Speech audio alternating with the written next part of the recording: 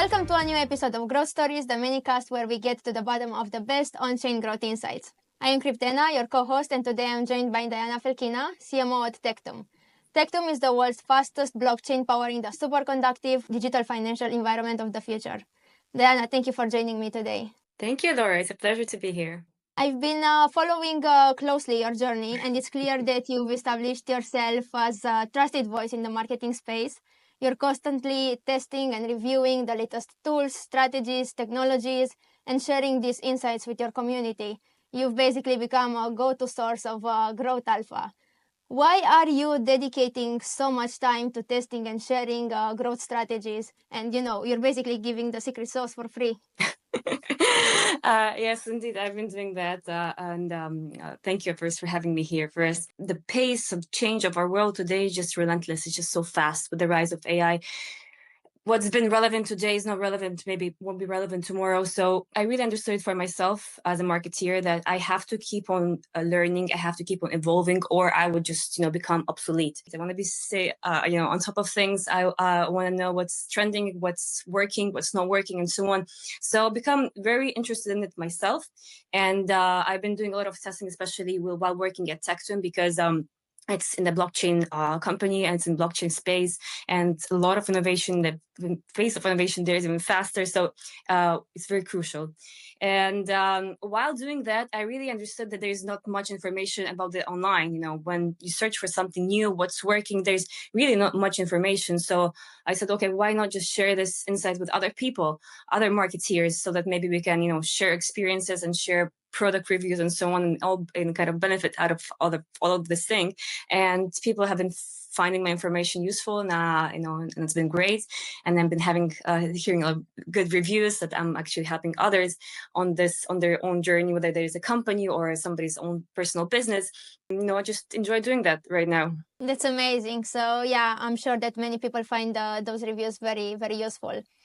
We're at the start of the year. What do you think is going to be the main marketing trend for 2025? There's definitely always a lot of trends, right? But I think the top trend is actually using AI in your marketing, using AI marketing tools. That's that's the top. If you do not move towards using those tools, it's not about anymore in being on top of your competition. It's, from my perspective, I look at it as just survival. If you do not use those AI enhanced tools in your marketing, you're just going to die off.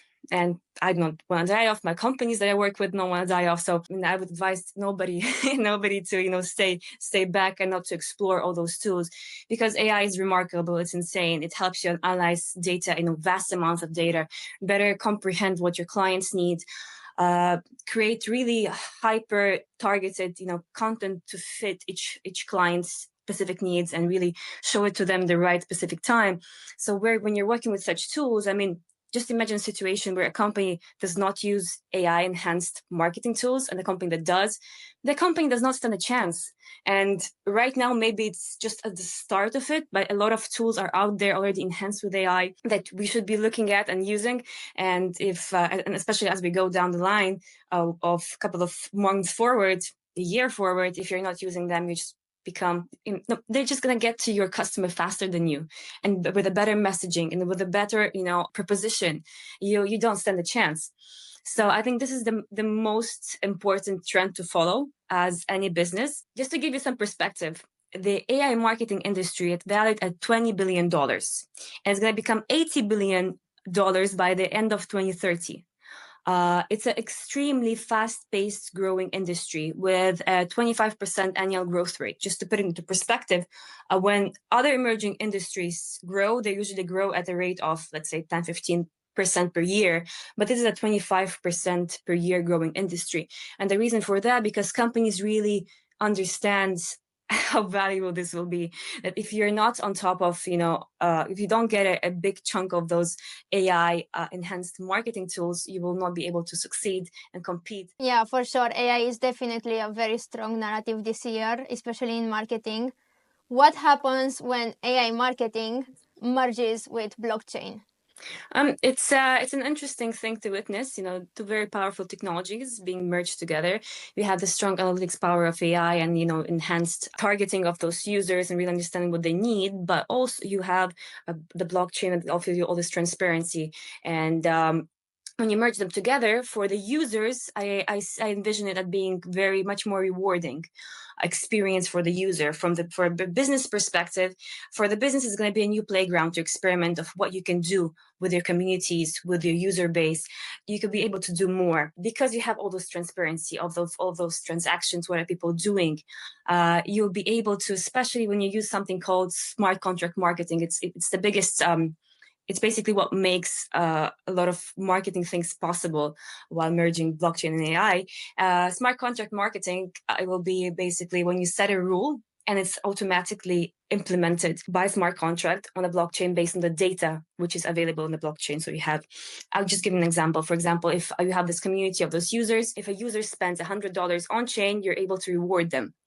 Right, and you create those programs, another evolution of the loyalty programs that you can think of, But the beauty of that is that it becomes automated. You don't need to do any follow-up.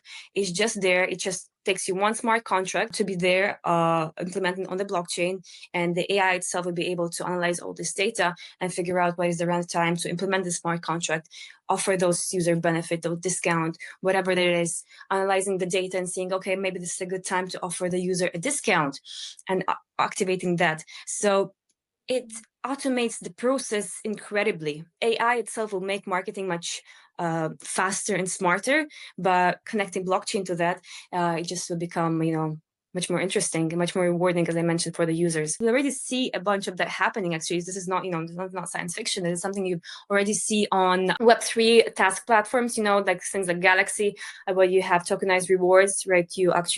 Users are asked to do some activities, and in turn they are offered some rewards that's implemented by a smart contract and so on. So that's already been happening. Chainlink automation has actually such a tool on its chain natively. So companies on Chainlink can actually implement that smart contract and use them for marketing purposes. Of course, it's not only a marketing functionality, it's much more than that. But marketeers has found a way of how to use it, of course, to their benefit. And yeah, so a lot of great things are coming. It's going to be very interesting to witness. But definitely there's a huge potential merging those two industries together. Since we've spoken a little about community, what's your perspective on Web3 communities? Some would say that it's everything. But what do you think? No doubt. No doubt communities are extremely important. I look at communities as a community project is like the early investors of the project, right? People who believe in your vision, who said, okay, you have something, there's something behind this idea, and really invested real capital in you. And as you grew and, developed your product, they stayed with you over this journey. And potentially, when your product is going to be out, those are going to become your first clients, first early adopters, right? So from my perspective, this is what a community should be. The early stage companies are very strongly dependent on their communities. They just act with them as early investors. A lot of AMAs, a lot of conversation, a lot of talk.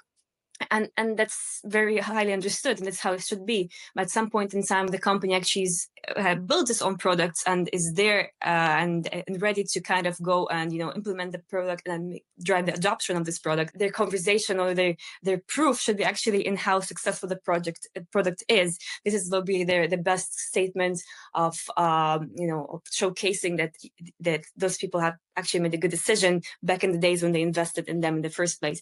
So communities are great. I do understand the idea of a community in terms of, that community should control the kind of the voting and direction of the project. That also is a nice idea, to keep it decentralized, to keep it like really focused on the real goal, on the idea.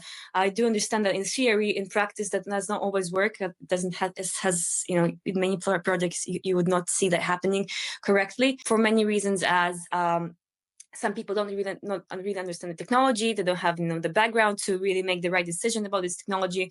A lot of people also join Web3 communities just for the sake of making a fast buck, because they want to rather than to focus on technology, they want to profit off the project, and that's all they care. They just, it becomes really sad when all their community questions become like one Binance, and we're building here something really important, a solution it doesn't come in fast, right? And good things take time. But nevertheless, those people have usually, they believe in the project, and community should be open to community and transparent, because those people have believed in you, and you should deliver on your promises to them. So yeah, I mean, even those the tools we've talked about, like Galaxy, right? They're perfect ways to engage your community, and used for different stages. When you're still early on and you don't have a real product yet, but you want to kind of reward the community that for staying and believing you. Those are perfect tools to engage them, keep them active, and reward them. Whereas when actually start having the product and people are using it now your community becomes really your customers, your users, and you once again can use those platforms, but slightly in different approach at actually rewarding the users for interacting and using your product. So very interesting things that you can do with community. A lot of things to explore. That's really good advice, and yeah, community is definitely important. Now I'm going to move to a rapid fire round. So Diana, brief answers only. Okay. Yeah. Which metrics will matter most in 2025? Which metrics should founders, CMOs focus on? When you talk about metrics, really depends on each company. What's the goal? What's the target? But of course, it's all about adoption. How much people are really using your technology? Because a lot of Web3 is about hype, ideas, prototypes, and so on. Less about the real adoption of making this technology useful. And everybody's on a mission to make the drive adoption. This is what we at Tectum are doing. We're making crypto as easy as cash, and we're driving adoption of crossing the retail boundary of people actually being able to use crypto. The more we see adoption of people actually using our real technology, downloading our mobile app, merchants signing up and using this technology, those are the metrics that really matter, because this is what drives us towards the main goal. And similar goes for all of the Web3 companies. Amazing. Booth presence or speaking slot at a crypto event? Crypto events, I like them and I don't. Events is something expensive. When you go for an event, you end up paying a lot between the event booth and the bringing the team there. So it's a big chunk of your marketing budget. And when you go to an event, you have to know how to spend those money. So sometimes a speaking slot might be much more effective because it builds the personal brand of your founder. It puts him in those VIP circles where he can actually talk to important people. But if you also have very efficient sales team and you know what you're doing and you have a product you want to sell, a booth can also help, right? Because you're putting yourself out there. You just have to have the right people on the floor with clear, things to do, clear targets. And if that's the case, then definitely go for a booth, or you can go for both, even better. Go for both. Yeah, that's good advice. Which Web3 projects had the best marketing in 2024, in your opinion? Many projects are doing great things, right? I won't name names because everybody's doing different things, and and some are doing great things. The reality is real marketing is when you're able to understand what the users want, and you're able to give it to them, and the people comprehend you, and they start using your product. So for me, projects that have been able to get users to use their technology, have been able to adapt their technology to their users' demands and needs and real world needs. Those are the projects that are doing the right things once again, right? So because you see a lot of nice hype marketing and so on, this is nice, this is cool, but is it effective? No. Does it really bring us, the whole crypto industry to, towards adoption? Not really. It's nice hype. Yes, hype is nice, but it's not always efficient. It doesn't really, cover the costs. So whoever out there, projects that are really able to reach out to the audiences and communities and deliver real technology, which is really in people need and are able to use, those people are doing the right thing.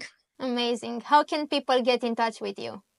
Well, I'm available on all of my socials, on my LinkedIn and my Twitter. I'm always available for chats. I've always helped many friends and people out there in the community to grow and guide them in their personal business journeys.